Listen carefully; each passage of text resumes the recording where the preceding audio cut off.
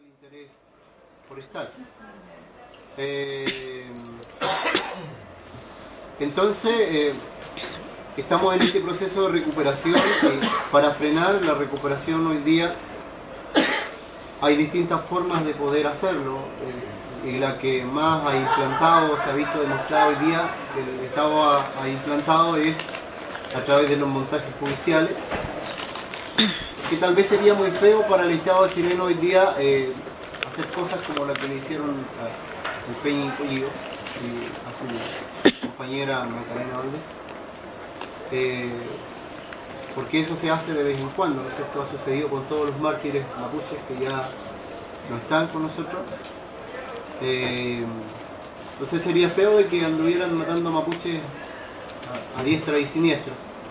Entonces la única manera de poder frenar esta lucha que es infrenable o imparable es sometiéndonos a un régimen carcelario, o primero metiéndonos en la cárcel, vulnerando el debido proceso que cualquier persona pudiera haber tenido.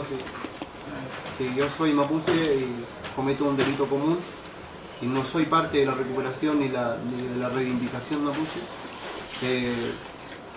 tal vez mi prisión preventiva debería.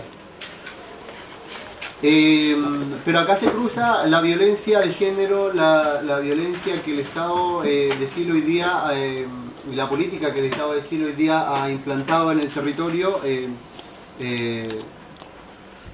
con también la violencia y la discriminación por el solo hecho de ser mapuche.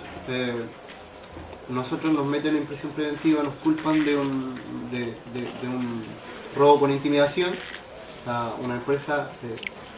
Y esto es lo coincidente y gracioso de repente de las cosas que ocurren en el Gualmapu, que todas las cosas ocurren o para las grandes forestales o en contra de las grandes forestales. Entonces,